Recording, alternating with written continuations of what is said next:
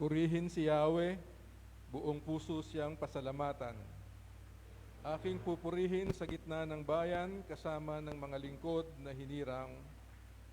Napakadakila ng gawa ng Diyos, pinananabikan ng lahat ng lingkod. Lahat niyang gaway dakila at wagas, bukod sa matuwid, hindi magwawakas. Hindi inaalis sa ating gunita na siya'y mabutit mahabaging lubha. Sa may pagkatakot, pagkaisagana, pangako ni Yahweh ay hindi nasisira. Ipinadama niya sa mga hinirang ang kapangyarihan niyang tinataglay nang ibigay niya lupa ng dayuhan. Ang gawa ng Diyos matuwid at tapat at maaasahan lahat niyang batas. Ito ay lalagi at di magwawakas pagkat ang saligay totoo at matapat. Kaligtas ay dulot sa mga hinirang may pinangakong walang hanggang tipan. Banal at dakila ang kanyang pangalan. Ang taong may nais na siya'y dumunong kay Yahweh matakot, yaong taong iyon.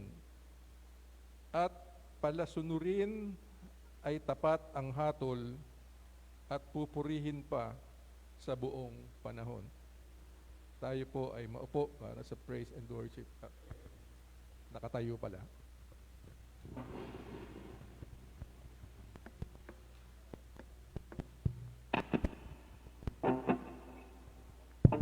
Ayan, magandang umaga po sa ating lahat.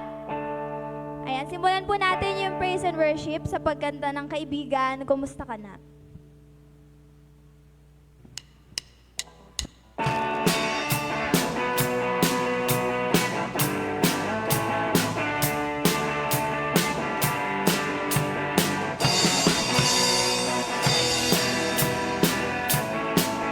Kaibigan, kumusta ka na?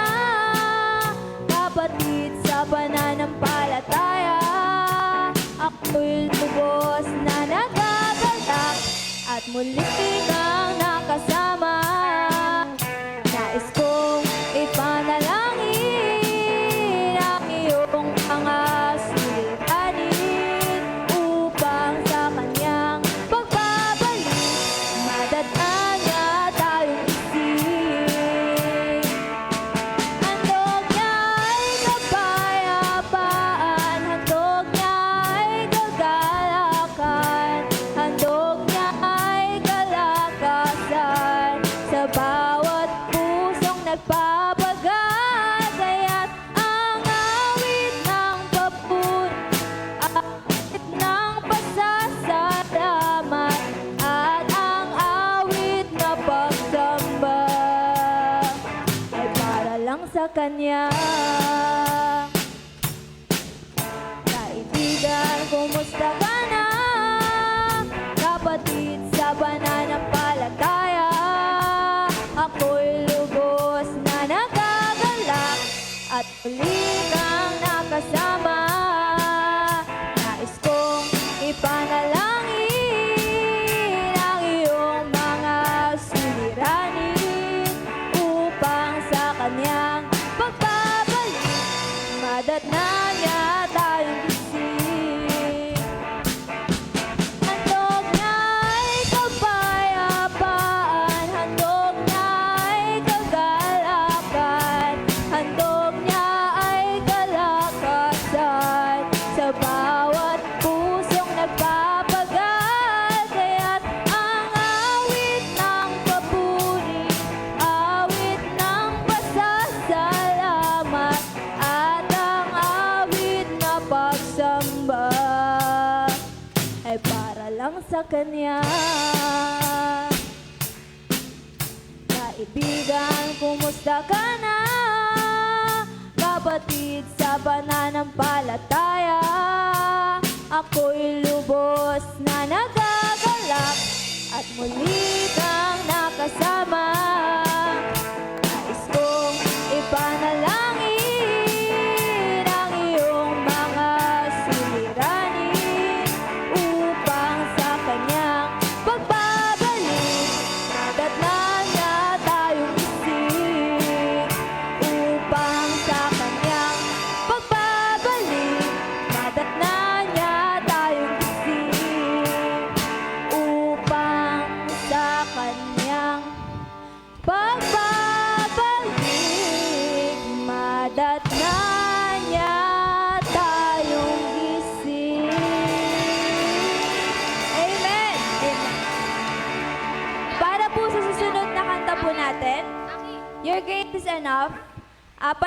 Isa lang po itong palatandaan na as long as we have God in our life, as long as nasa puso natin si God, everything will be alright kasi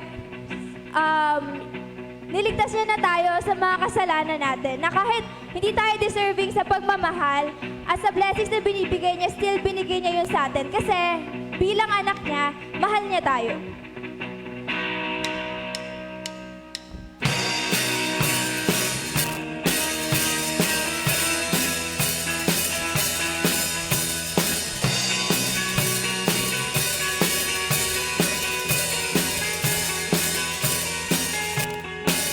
Great is your faithfulness, O God. You wrestle with the sinner's heart. You lead us by still waters into mercy, and nothing can keep us apart. So remember your people, remember your children, remember your promise, oh God. Your grace is enough, your grace is enough, your grace is enough for me. Great is your love and justice, God. You use the weak to lead us strong. You lead us in the song of your salvation, and all your people sing along. So remember your people, remember your children, remember your promise, oh God. Your grace is enough, your grace is enough, your grace is enough for me. Your grace is enough, your grace is enough, your grace is enough for me. So remember your people, remember your children, remember your promise, oh God. Your grace is enough, your grace is enough, your grace is enough for me. Your grace is enough, heaven reaching down to us.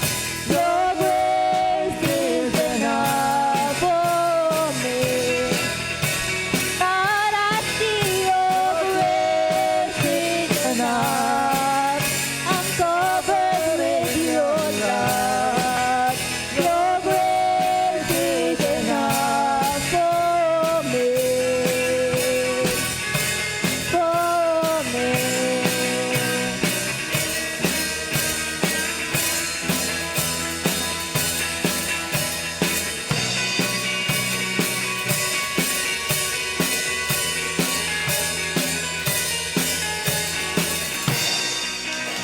Amen! Ayan, para po sa susunod nating kanta na 10,000 Reasons. Kapag po nag-focus tayo sa pagmamahal, pansamantalang happiness, pansamantalang ligaya na binibigay sa atin ng mundo, minsan nakakalimutan na natin si Lord. Kasi yung mga pansamantala na yon, minsan inaalis na tayo kay Lord, diba?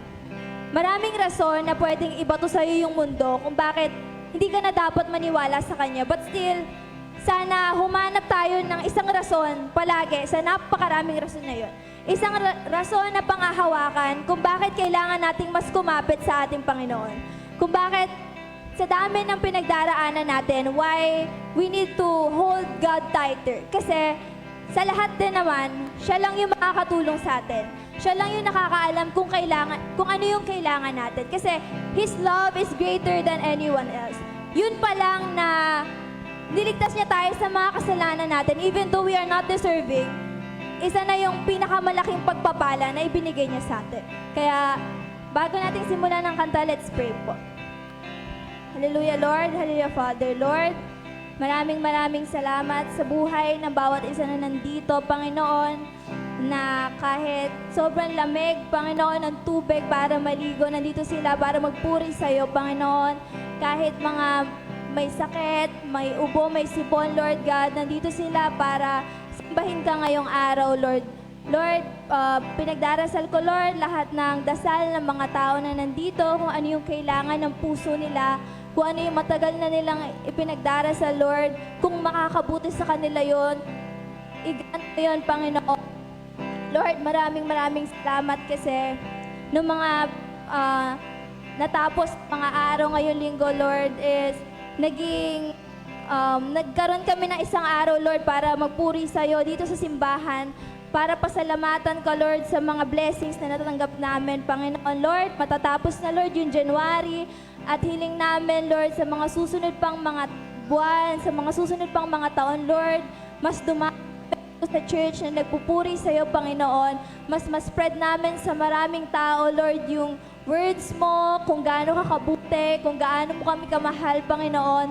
Kasi yun naman yung goal at yung gusto mo para sa amin, Lord.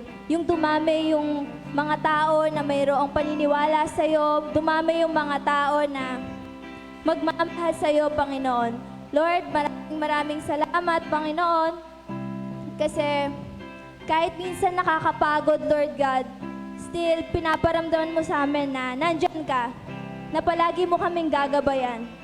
Salamat, Lord God, sa mga buhay ng mga taong ginagamit mo, Lord, para matulpungan kami, Panginoon. Alam namin, Lord, na galing sa iyo yung mga tao na yun, Lord God. Lord, patuloy ka naming itataas, patuloy naming itataas ang pangalan mo, kasi wala, Lord, kung wala ka.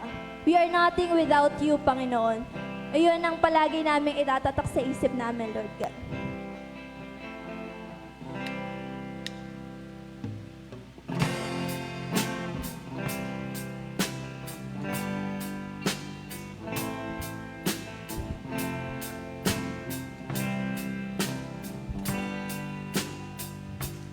Bless the Lord, oh my soul, oh my soul.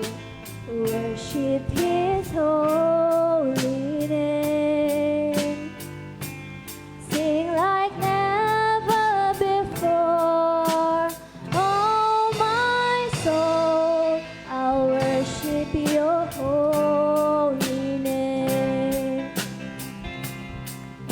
The sun comes up, it's a new day dawning. It's time to sing Your song again. Whatever may pass and whatever lies before me, let me be singing when the evening comes. Bless the Lord, oh my soul, oh my soul. Worship His holy name. Sing like never before, oh my soul. I'll worship Your holy name. You're rich in love and You're slow to anger. Your name is great and Your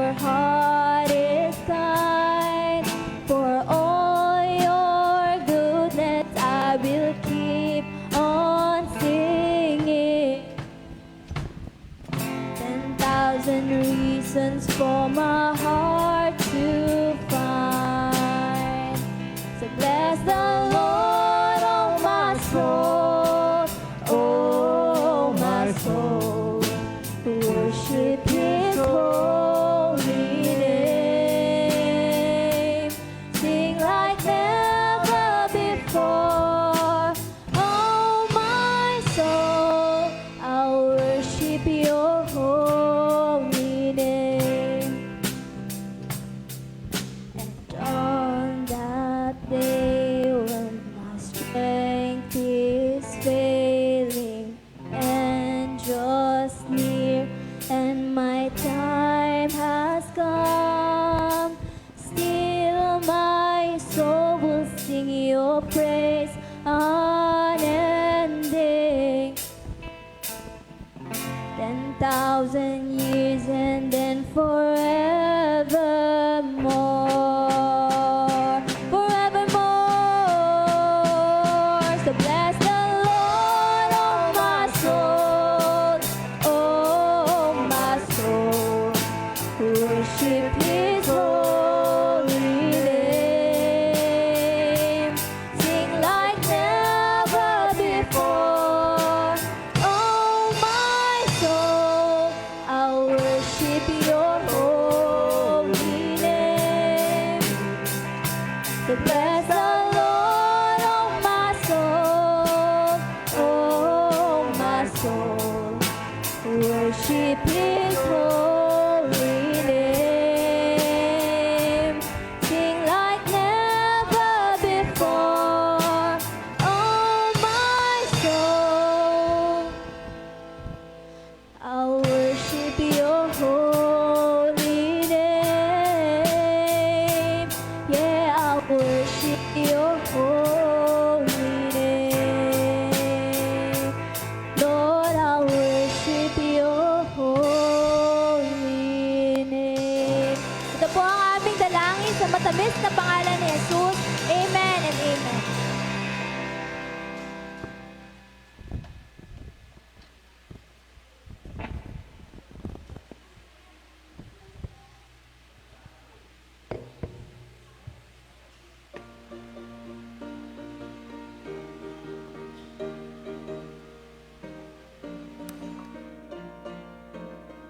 Tayo po tumayo. Lahat ng tipan sa akin ng Ama, tibay ko sa pananampalataya. Ang buhay ko'y nasa liwanag niya, ang ako'y umasa. Masagana, mga pangako ni Jesus na biyaya. Masagana, ako sa tipan niya'y tiwala, ang pangako niya sa taong tapat, sa kabutihan ng Diyos magagana. Tiwala ako lagi at panatag, natatamuhin ko ang galak. Masagana, mga pangako ni Jesus na biyaya. Sagana, ako sa tipan niya'y tiwala. Lahat ng pangako ng Diyos na giliw, tanglaw at lakas ng buhay kong angkin. Siyang sa dalita'y kalasag natin, ng kasama ay gaisin. Masagana, mga pangako ni Jesus na biyaya. Masagana, Ako sa tipan niya'y tiwala. Amen. Tayo po'y manalangin. Ama naming Diyos na makapangyarihan sa lahat, Salamat po sa umagang ito at kami ay muli mong tinipon upang ikaw ay sambahin at papurihan. Ama, sa aming paglapit sa iyo, hinihiling namin na linisin mo ang aming mga sarili, patawarin mo kami sa aming mga pagkukulang, at naway ganun din ang gawin naming pagpapatawad sa mga nagkulang sa amin. Ihanda mo kami, Panginoon, sa lahat ng bahagi ng mga gawain namin sa umagang ito, sa araw na ito. Nawa, Panginoon, sinasamo namin na linisin mo kami at naway maging katanggap-tanggap sa iyo ang aming pagsamba. Alang-alang kay Jesus, naming Panginoon, ito ang aming dalangin. Amen.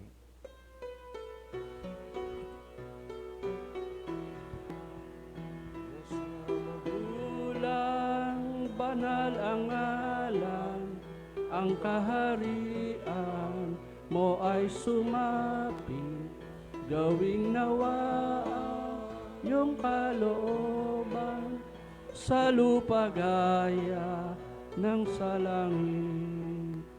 Ipagkaloob ngayon sa amin, pang araw-araw naming pagkain, kaming may sala ay patawarin, nagpapatawad sa kapwa rin. Huwag mo kaming sa tukso'y tulutan, kundi iligtas sa kasamaan, ang kaharian, kapangyarihan, kalwalhatian sa iyong tanan. Amen. Tayo po'y maupo.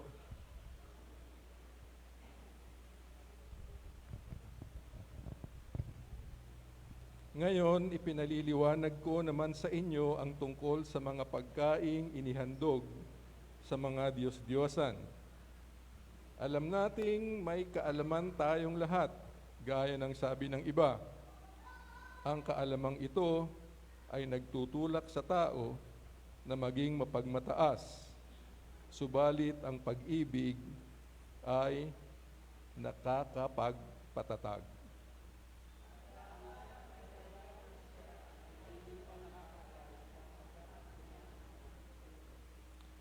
Ngunit ang umiibig sa Diyos ay kilala ng Diyos.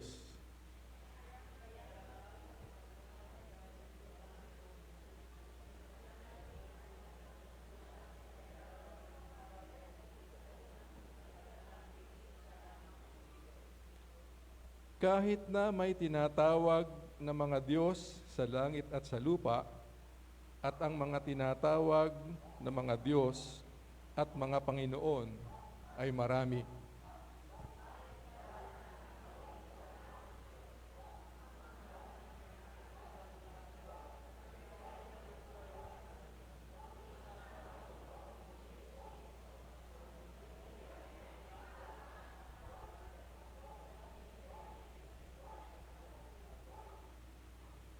Subalit hindi lahat ay nakakaalam nito. May mga taong nasanay na sa pagsamba sa mga Diyos-Diyosan noong una. Kaya't hanggang ngayon, kapag kumakain sila ng ganoong pagkain, inaakala pa rin nila na iyon ay handog sa Diyos-Diyosan.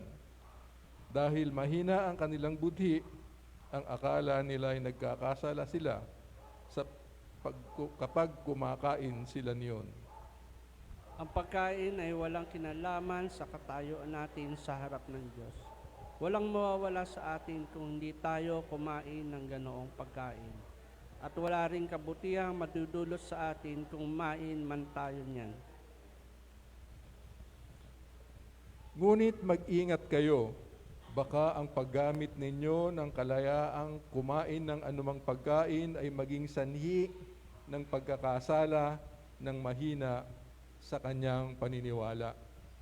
Kung ikaw na may sapat na kaalaman ay kumakain sa loob ng templo ng mga Diyos-Diyosan at makita ka ng kapatid na mahina ang budhi, hindi kaya siya mabuyong kumain yon kahit inihandog sa Diyos-Diyosan.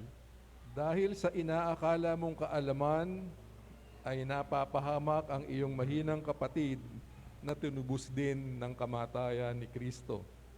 Sa ganoong paraan, nagkakasala kayo sa inyong mga kapatid, kaya't nagkakasala kayo kay Kristo dahil sinugatan ninyo ang kanilang budhi. Tayo pong lahat, Kaya nga kung dahil sa pagkain ay tinutulak ko sa pagkakasala ang aking kapatid, hindi na ako kakain ng karne upang hindi siya magkasala.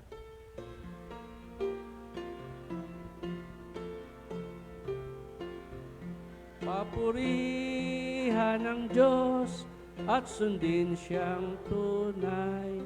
Papurihan ng Diyos, tuwaan, lapit sa Ama sa ngalan ni Kristo.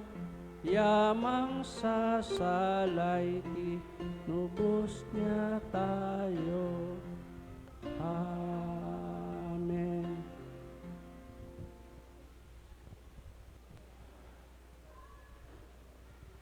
Ang pagbasa po mula sa Matandang Tipan ay matatagpuan sa Deuteronomio 18:15 hanggang 20. Mula sa inyo pipili si Yahweh ng propetang tulad ko. Siya ang inyong pakikinggan. Ito'y katugunan sa hiling ninyo kay Yahweh nang kayo'y nagkakatipon-tipon sa Horeb.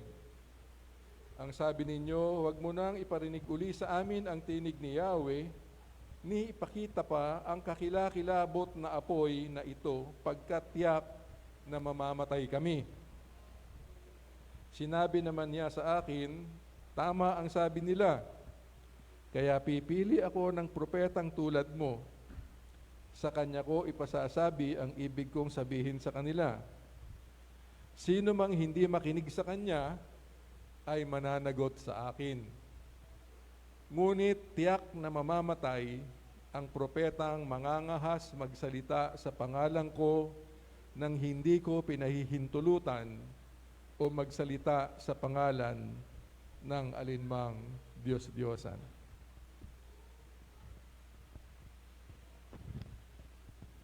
Tayo pong lahat ay dumayo para sa ikalawang pagbasa ng banal na kasulatan na ating pong matatagpuan sa unang kabanata ng Aklat ni Marcos, mga talatang 21 hanggang 28. Ganito po ang nasusulat.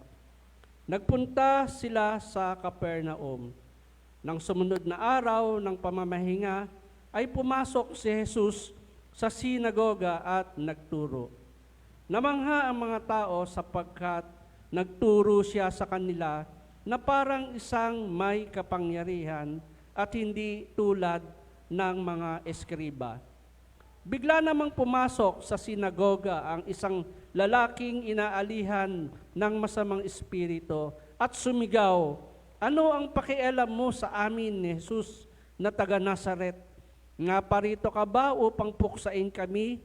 Kilala kita. Ikaw ang banal na mula sa Diyos." Ngunit inutos ni Jesus sa masamang espiritu, "Tumahimik ka, lumabas ka sa kanya."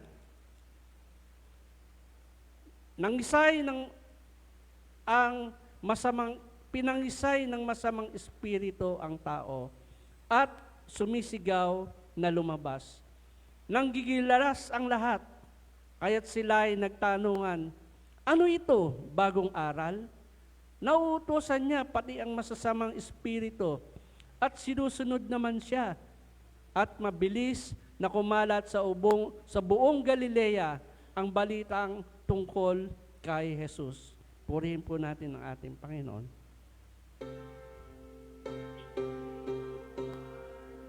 Wonderful words of life. Beautiful words, wonderful words of life. Amen.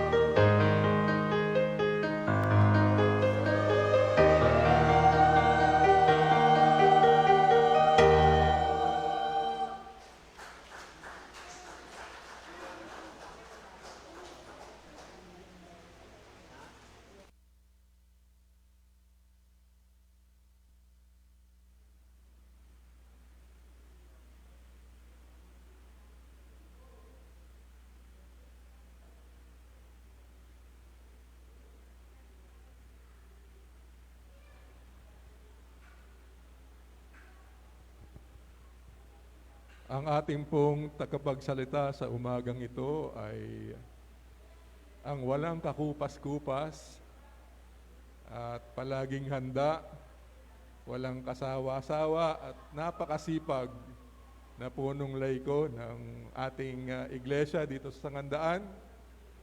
Wala pong iba kundi ang kapatid na inhinyero pa, ang Kuya Mandy Calagwas po.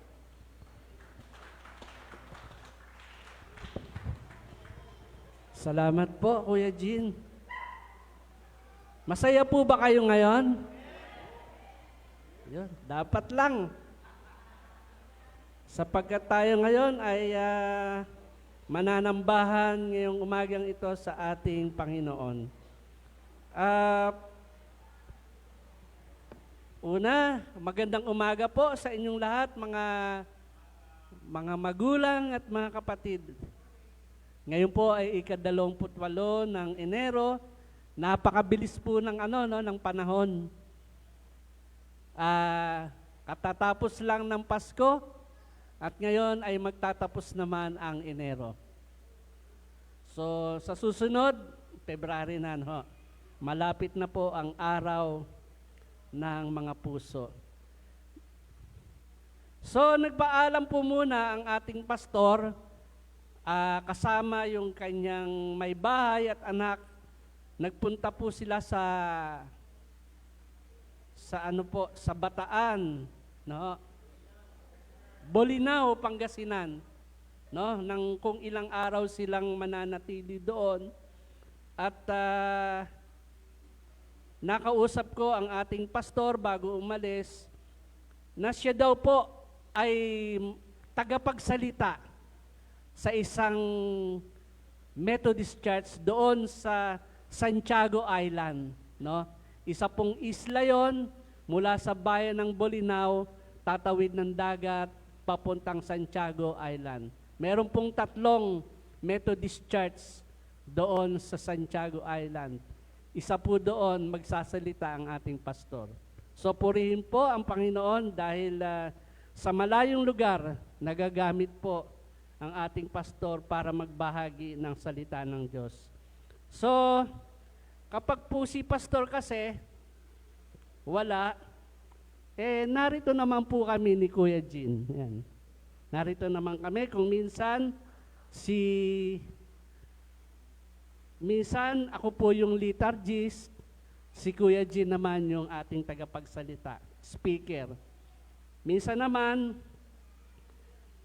si Kuya Jean ang liturgist, katulad ngayon, ako ang speaker. Mas mainam po kasi ang speaker kasi isang beses lang po akong tatayo. Tapos, all the rest yan na po ang lahat. Alam mo na yan, Kuya Jean, di ba? Ayun. So, isang beses lang ako tatayo. Sandali po muna tayong dumalangin, mga kapatid, no? Labis ang aming pasasalamat sa iyo, O Diyos, naming amang makapangyarihan sa lahat. Narito man o wala man ang aming pastor, ang pinakamahalaga sa lahat, ang presensya mo sa aming pananambahan ngayong umaga. kami dumadalangin.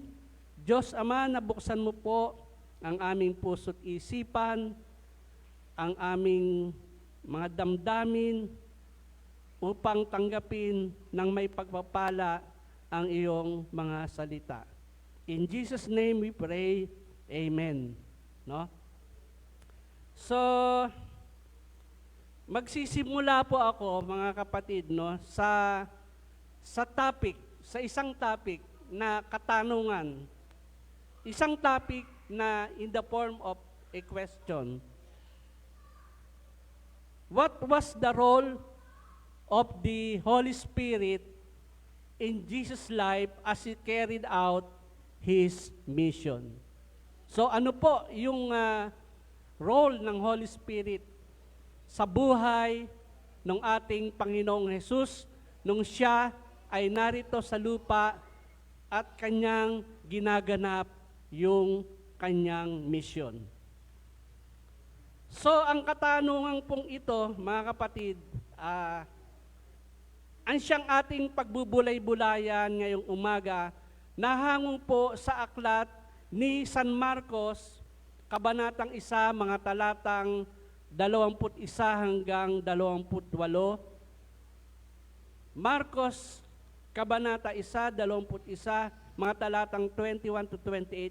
Ganito po yung nasusulat. Muli ko pong babasahin sa inyo. Ayan po, nasa screen. Nagpunta sina Jesus sa Capernaum at nang sumunod na araw ng pamamahinga ay pumasok si Jesus sa sinagoga at nagturo. Namangha ang mga tao sapagkat nagtuturo siya ng may kapangyarihan, hindi tulad ng mga tagapagturo ng kautusan. Bigla namang pumasok sa sinagoga ang isang lalaking sinasapian ng masamang espiritu at ito ay sumigaw, "Ano ang pakay mo sa amin, Jesus, na taga Nazaret?" Sumigaw po, no? "Naparito ka ba upang kami ay puksain? Kilala kita. Ikaw ang banal na mula sa Diyos."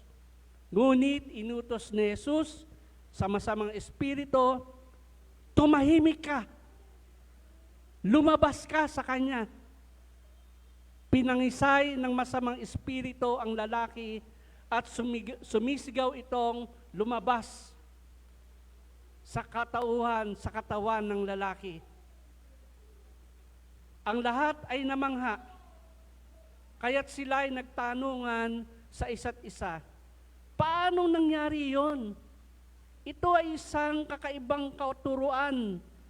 Makapangyarihan niyang nautusan ang masamang espiritu at sumunod naman ang mga ito sa kanya. Dahil dito, mabilis na kumalat sa buong Galilea ang balita tungkol kay Jesus. Salamat po sa Panginoon sa pagkabasa po ng kanyang mga salita. So purihin po natin ng Panginoon. May napansin po ba kayo doon sa talatang, asa na, nawala?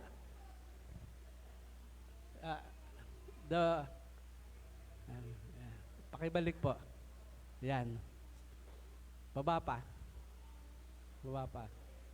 Ayan. May napansin po ba kayo doon sa talatang 22? Ayan, 22. Ayan. Namangha ang mga tao sapagkat nagtuturo siya ng may kapangyarihan, hindi tulad ng mga tagapagturo ng kautusan. Sino po itong binabanggit na tagapagturo ng kautusan? Noong panahong iyon ng ating Panginoong Hesus. Alam niyo na po yon siguro, mga kapatid. So, itong mga tagapagturong ito ng kautusan, sila po yung mga tinatawag at madalas nating nababasa sa banal na kasulatan. Sila po yung mga Pariseo. Sila yung mga Saduceo. So, sino po yung mga ito?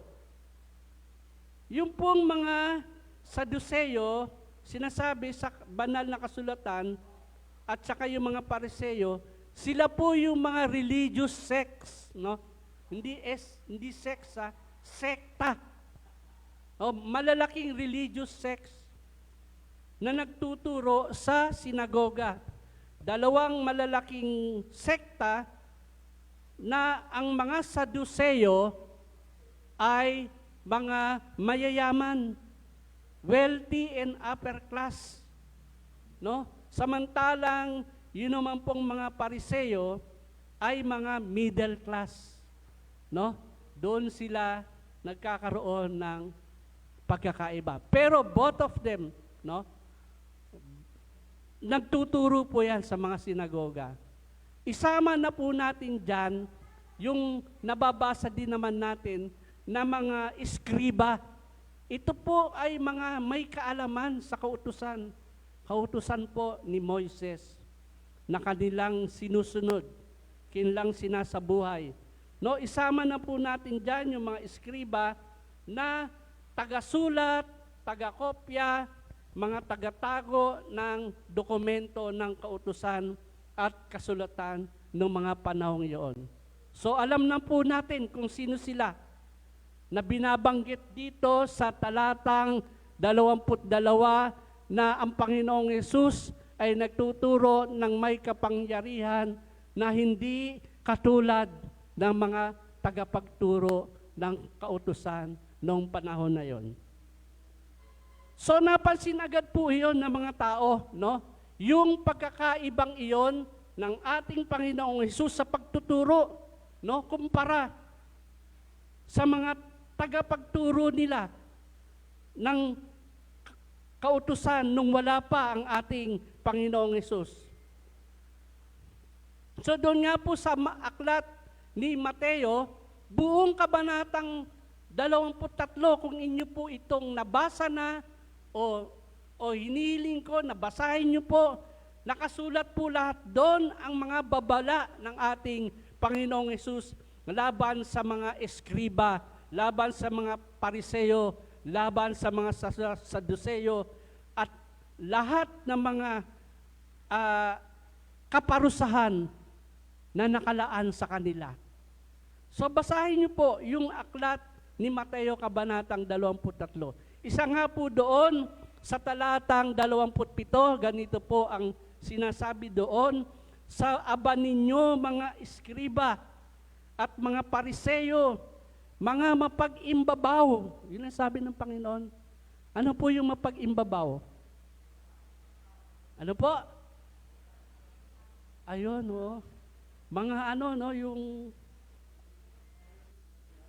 mayayabang, no? Mga sinungaling. No? Ang sabi ng Panginoon, mga mapag-imbabaw sila. No? At ano pang sinabi? Doon sa talatang 27, ang katulad ninyo'y mga libingang pinaputi. No? Malinis yung libingan, di ba? Yung iba naka-tiles, yung iba naka-granite. No? Doon sila tinulad ng ating Panginoon, mga libingang pinaputi, magaganda sa labas, ngunit sa loob, ano po? Puno ng kabulukan at buto ng mga patay. Ganyan-ganyan kayo, sabi ng Panginoon, doon sa mga tagapagturo ng kautusan. Sa paningin ng tao'y mabubuti kayo, ngunit ang totoo, punong-puno kayo ng pagpapaimbabaw at kasamaan. So yun po ang description ng ating Panginoon sa mga tagapagturo ng kautusan. At yan po ay napansin ng mga tao na ibang-iba ang ating Panginoon nung siya ay nagpasimulang magturo doon sa sinagoga. Dahil dito mga kapatid, no, babalikan ko po yung ating topic, yung tanong na ano ang naging tungkulin ng banal na espiritu sa buhay ni Jesus noong kanya isinasagawa ang kanyang misyon dito po sa lupa. So ano ang role ng Holy Spirit? Doon nga po sa talatang ating binasa, doon po muna tayo sa 22 ulit, ano? Yung atin itong pag-iisipan ng malalim, no? Jesus spoke with authority. Di po ba? Jesus spoke with authority. No? Sino na rito ang nakaranas na humarap sa korte? Wala pa? Si Kuya Buding yan, oh. Ano yan, convicted ka ba? Oo. Pag humarap po kayo sa korte, pagdating ng judge, kakabahan na kayo. Kasi pag nagsalita po yung judge, mapapansin natin, with finality. Pag sinabi niya, yun na. So nakikita po natin doon yung mga uri ng pagsasalita. Di po ba, mga kapatid? No? Ang ating Panginoong Jesus spoke with authority. So yun po yung ating pagbubulayan ngayon. Doon sa sinagoga ng Capernaum, the people were amazed of His teaching. No? Na-amaze sila pag nagtuturo ang ating Panginoon because He taught them as one who had authority. Nakikita po sa Kanya. Meaning po, bakit? The Holy Spirit gave life to His words. Yung pong banal na Espiritu ng Diyos, yun ang nagbibigay ng buhay sa Kanyang mga salita. No? Binibigyan ng buhay ang bawat salitang sinasabi ng ating Panginoon. Kaya nga po, doon sa aklat ni Juan, akin nga pong binasa, sinabi ni Jesus na siya yung pagkaing nagbibigay buhay. No? Ang sino mang nananalig sa Kanya ay magkakaroon ng buhay na walang hanggan. Ang sino mang kumakain ng Kanyang laman at umiinom ng Kanyang dugo ay may buhay na walang hanggan. At muli niyang bubuhayin tayo po sa huling araw. Naintindihan niyo po, mga kapatid? Hindi po tayo mga vampira na kumakain ng laman, dugo. Kasi ganun daw po ang inakala ng mga tao noon na nung sinasabi ng ating Panginoong Hesus na ang sino mang kumakain ng aking laman, ang sino mang kumakain ng aking dugo, ay bibigyan ko ng buhay na walang hanggan. So inakala po ng mga tao noon, mga vampira to. Pero hindi po, mga kapatid, kung atin pong uunawain na ang Panginoong Hesus sa Kanyang mga salita, ay tunay na mararamdaman natin yung kapangyarihan at ang kapangyarihan ito ay magbibigay sa atin ng buhay na walang hanggan. Narinig po ito ng maraming alagad ni Jesus nung sinabi po niya ito. Sabi ng mga alagad, mabigat po yung pananalita na ito na binibitiwan ng ating Panginoong Hesus. Hindi po ito natin matatanggap, sabi nila eh. Pero anong sabi ng ating Panginoong Hesus sa kanila na mababasa natin sa John 60:63? Ang Espiritu ang magbibigay buhay, hindi ito magagawa ng laman. Ang mga salitang sinasabi ko sa inyo ay Espiritu at buhay. So mga kapatid, no, tignan natin, medyo may kalaliman to. Ang ating Panginoong Hesus ay nagsasalita sa laman. Kasi tao nga siya noon. Pero ano ang paliwanag ng ating Panginoong Hesus? Ang Espiritu ang nagbibigay buhay. Espiritu ng Diyos na nanahan sa Kanya. No? Hindi po ito magagawa ng laman. No? Ang mga salitang sinasabi daw niya ay Espiritu at buhay.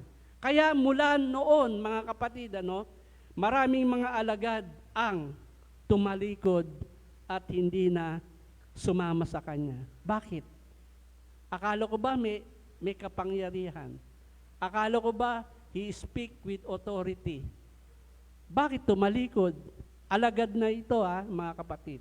Nakakilala na sa kanya. Nakasama niya na. Pero nung magsalita ang Panginoon, tumalikod. Bakit po? Why people find it difficult, no, to accept the word of God? Bakit? Because they values their religious traditions. Alam naman po natin, sila ay mga Hudyo. Mas pinapahalaga nila ang mga tradisyon nila na nakagisnan rather than hearing the word of God. No? Na naririnig nila bago sa ating Panginoong Hesus na sinasabi, no? They find it difficult to accept the word of God. Tanong tuloy ni Jesus sa mga alagad niya, sa 12 alagad, dahil nakita ni Jesus na marami ang tumalikod nung siya ay nagsasalita. Sabi ng Panginoon sa 12 alagad, ibig din ba ninyong umalis? Sabi ng Panginoon, gusto nyo rin bang umalis? Katulad nung nag-alisan na yon. Sumagot. Si Pedro po ang sumasagot. Panginoon, kanino po kami pupunta? Nasa inyo ang salitang nagbibigay ng buhay na walang hanggan. Kita nyo? Naiintindihan ni Pedro ang ating Panginoon. Kanino kami pupunta samantalang nasa inyo ang salitang nagbibigay ng buhay na walang hanggan? Naniniwala kami at ngayon natitiyak namin kayo ang banal ng Diyos. So, yung inaakala natin na si Pedro ay mahirap umintindi, pero si Pedro pala ay nakakaintindi ng mga malalalim na bagay tungkol sa Diyos. Nasusulat din po sa aklat ni Lucas na sa sinagoga ng Galilea, nang magturo po doon si Jesus, siya ay dinakila ng lahat, no? At nang magtungo siya sa Nazaret, pinuri siya ng lahat at namangha sa kanyang napakahusay na pananalita. Pero mga kapatid, hanggang doon lang yon, no? Ayon po sa aklat ni San Marcos, na sa sarili niyang bayan ay ayaw siyang kilalanin ng mga tao doon. Doon na mismo sa kanyang bayan na kanyang kinalakihan. Bakit? Simple lang po ang mga kasagutan dyan, mga kapatid. Wala silang pananampalataya sa kanya. Meron pang ibang dahilan. Dahil mababa ang pagtingin sa kanyang pamilya. So mahirap lang sila. Anak lang po siya ng karpintero.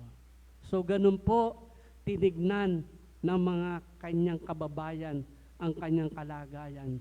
Na eto na siya, nagsasalita, pero sa kanyang pagsasalita, namangha po silang lahat sa napakahusay na pananalita ng ating Panginoong Hesus.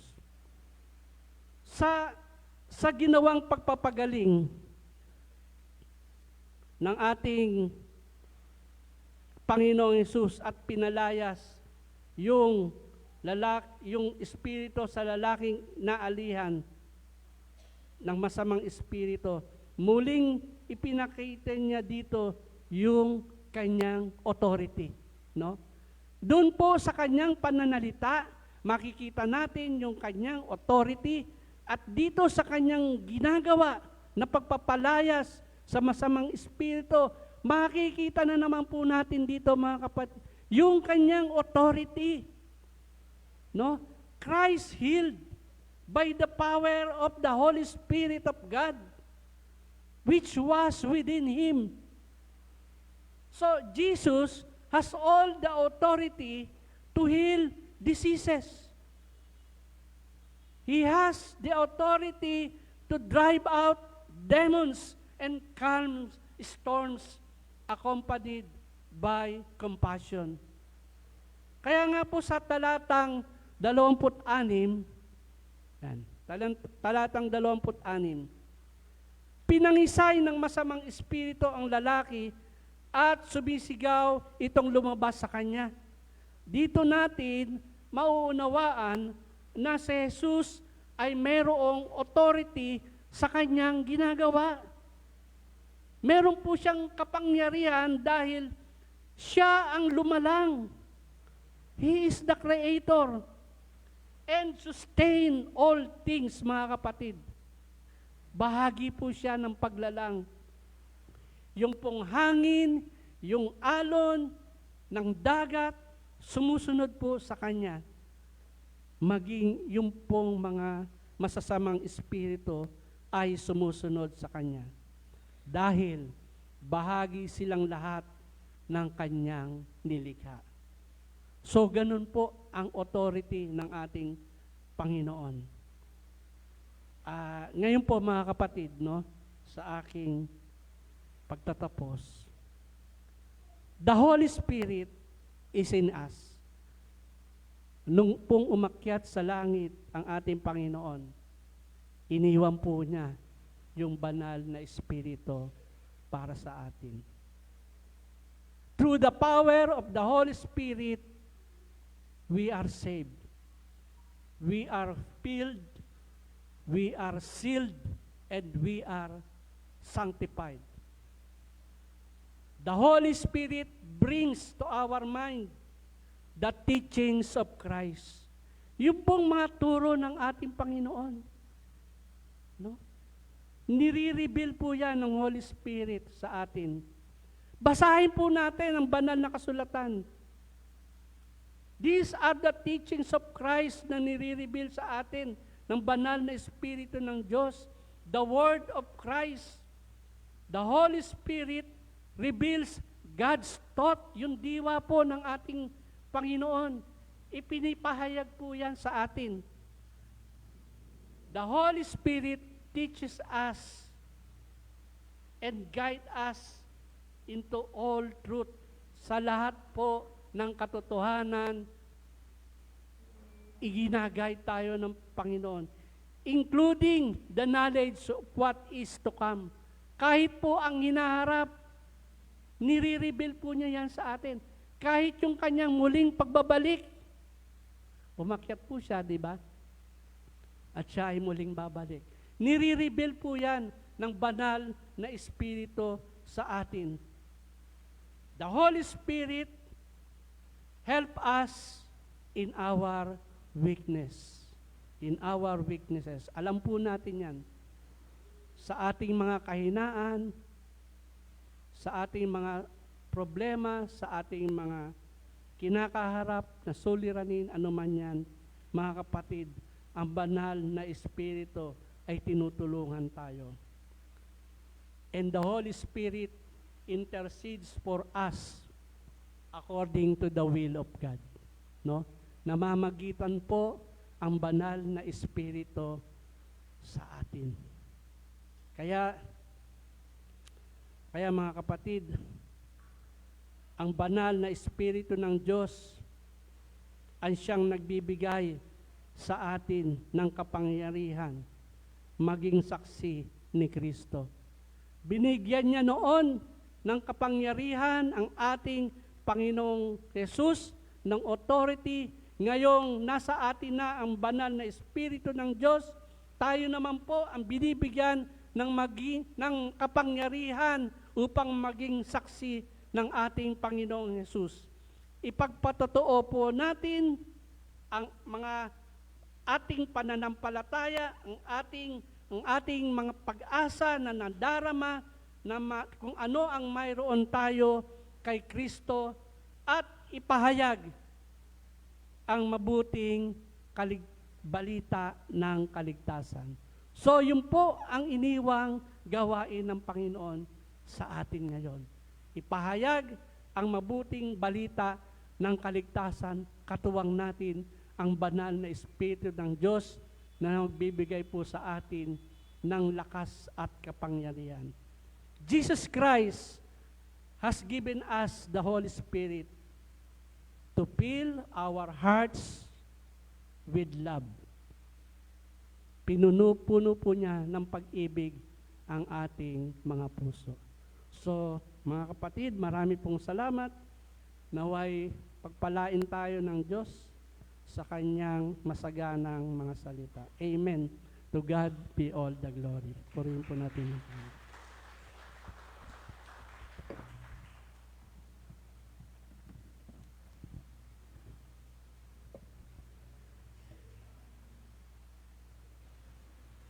Salamat po Kuya Mandy sa mapanghamong mensahe sa umagang ito. Ngayon po ay darako na tayo sa pagbibigay ng ating mga ikapo, pangako.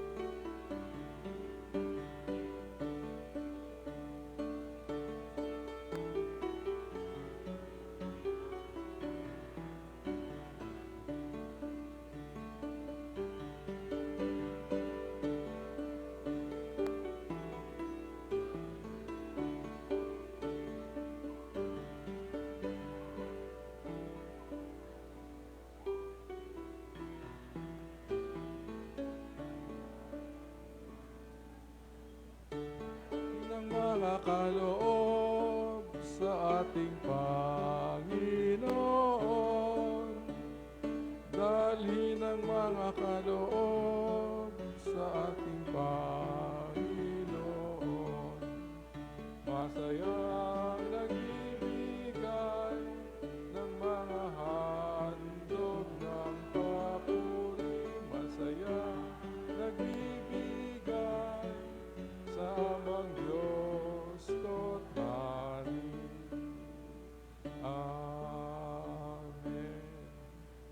Ama naming Diyos na makapangyarihan sa lahat, tanggapin mo po ang mga alay namin sa iyo.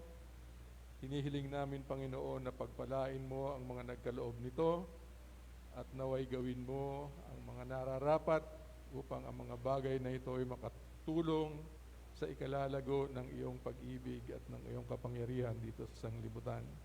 Dinadalangin namin, Panginoon, ang lahat ng nagkaloob nito at unding hindi kayang magkaloob. Alam namin, Panginoon, na ikaw ang mag-iingat at magpapatuloy na kakalinga sa kanila upang matunghayan mo naglilingkod sila sa iyo. Sa pangalan ni Jesus, ito ang aming dalangin. Amen.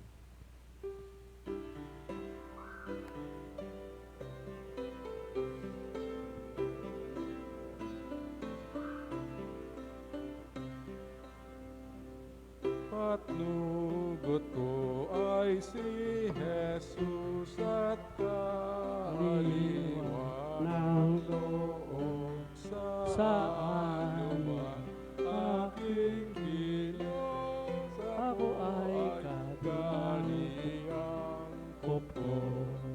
Patnugot ni Tao Jesus sa anumang aking kilos, kapat akong taga-sunod sa salita mo mairon. Kahit sa masayang bayan o sa kapighatian man, sa dagat na kalawak ang patnugot ko ay ikaw. Patnugot ko ay Jesus ay kaaliwan. Tapat ako Yung tagasunod sa salita mong mairon. At sa Tayo po'y tumayo. kawakasan, biyaya mo ay makamtan, O Jesus, pagkat ikaw ang patugot ko saan man. Patnugot ko ito, Jesus, sa anumang aking kilos. Akong tagasunod sa salita mo mairon. Amen. Tayo po'y manalangin. Ama naming Diyos na makapangyarihan sa lahat, lumalapit po kami sa iyo at inaalay namin ang aming mga sarili upang ihanda mo kami sa kakaibang paglilingkod sa mga darating na panahon. Nagpapasalamat kami, Panginoon, sa pagtugon mo sa aming mga dalangin. Nagpapasalamat kami, Panginoon, sa pagpapagaling mo sa aming mga karamdaman. Nagpapasalamat kami, Panginoon, sa pagbibigay mo ng mga solusyon sa aming mga suliranin. Nagpapasalamat din kami, Panginoon, sa mga hamon at mga problemang inalalatag mo sa aming harapan, sapagkat nalalaman namin, Diyos, na tutulungan mo kami, palalakasin, upang matugunan at mapagtagumpayan ang mga suliranin at mga hamon na ito.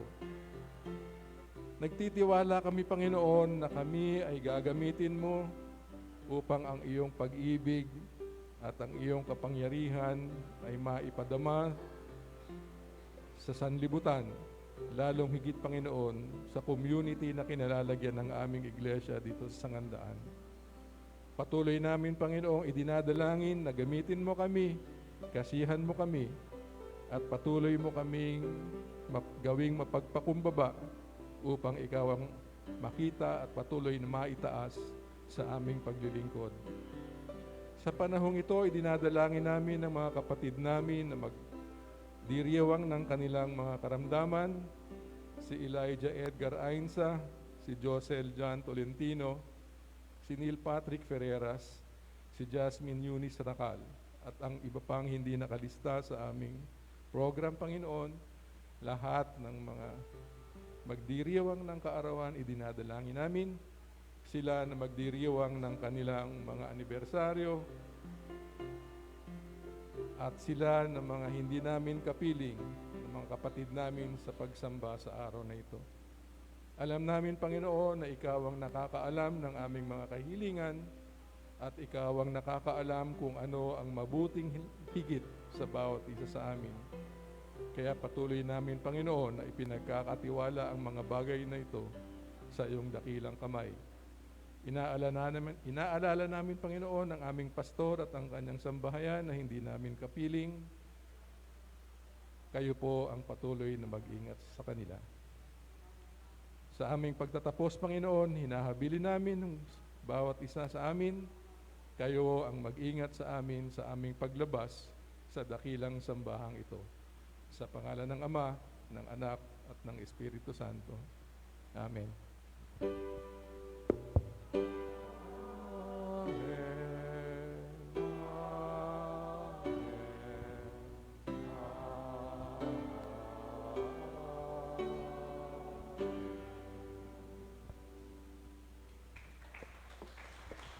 Magandang umaga po.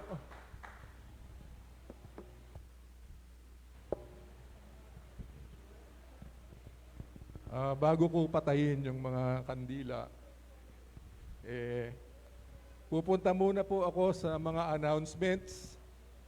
Una-una po, nagpapasalamat kay Kuya Mandy sa pagiging guest speaker natin. Sana sa 1 linggo uli.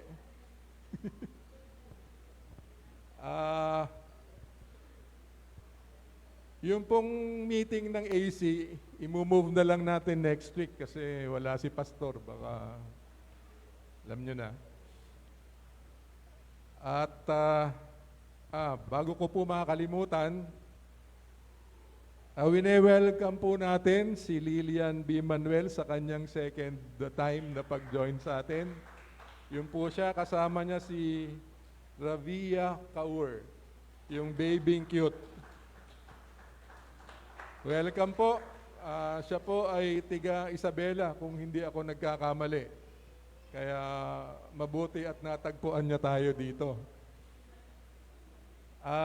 Wine-welcome po din natin yung isa sa magagandang apo ni Ate Noemi. Nasaan na? Ayun, si Yana. Si Yana po ang nag-iisang dalaga ni Bren. Nasaan ba? Ayun. May dalaga ka na pala, ha? Welcome din po kila Juliet at Noel Racal. Ayun. Welcome po. Sa uulitin. Pagpalain po kayo ng Panginoon at naway makasama pa namin kayo sa mga darating na panahon ng paglilingkod dito sa Sangandaan. Mayroon pa po bang ibang announcement? Wala na? Kuya Mandy? Wala na. Kung ganun po, isang magandang umaga sa kanilang lahat. Pagpalain po tayong lahat ng Panginoon. God bless us all.